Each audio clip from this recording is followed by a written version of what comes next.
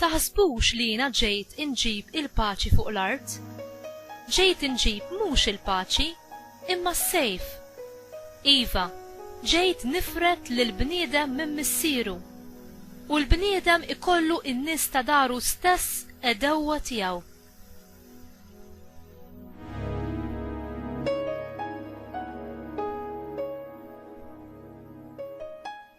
Min iħobb lill-missieru jew lill-ommu iżjed minni ma jistħoqlux li jkun miegħi. Min iħobb lill-ibnu jew lill-bintu iżjed minni ma jistħoqlux li jkun tiegħi. U min ma jerfax salibu u jimxi warajja ma jistħoqlux li jkun miegħi. Min isib lil ħajtu jitlifha, u min jitlef lil ħajtu minħabba fija isiba.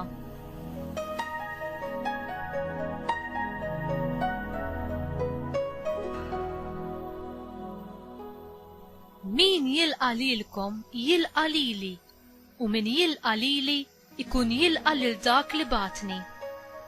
Min jilqa profeta għaxu profeta, ħlas ta' profeta jieħu, u min jilqa bniedem ġust għaxu ġust, ħlas ta' wieħed ġust jieħu.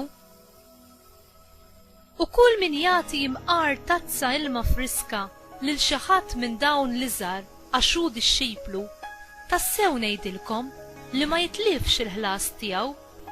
Meta mbagħad Ġesu temm jagħti dawn it-twissijiet li 12 dixxiplu tiegħu, telaq minn hemm biex jippriedka fl-bliet tagħhom.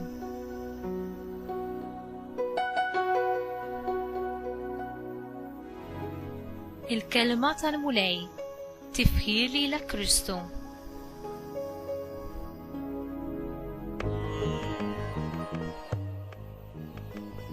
Imkien ma naraw l-onestà ta' Ġesu tispikka aktar milli f'dan il-Vanġelu tal-lum.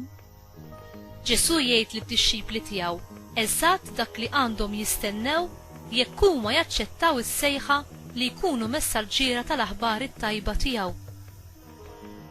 Ma' Ġesu m'hemmx triq tan-nofs, jew inti miegħu jew kontrih.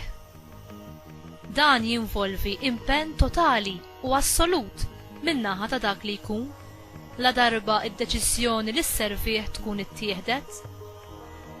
Ġesu jsir u għandu jibqa' dejjem l-ogħla prijorità fil-ħajja tad-dixxiplu.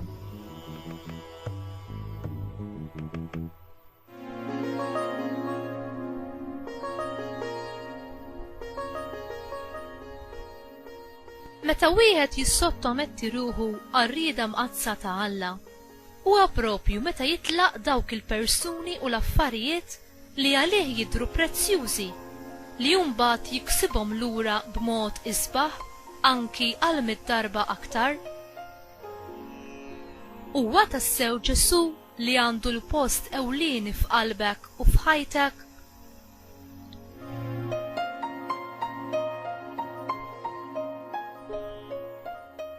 Għażiż Ġesu, urini li mhux dak li nitxaħħat minnu li jimporta, daqskemm dak li ser nirċievi lura, u dini il-weda tiegħek tal-ħajja ta' dejjem. Amen.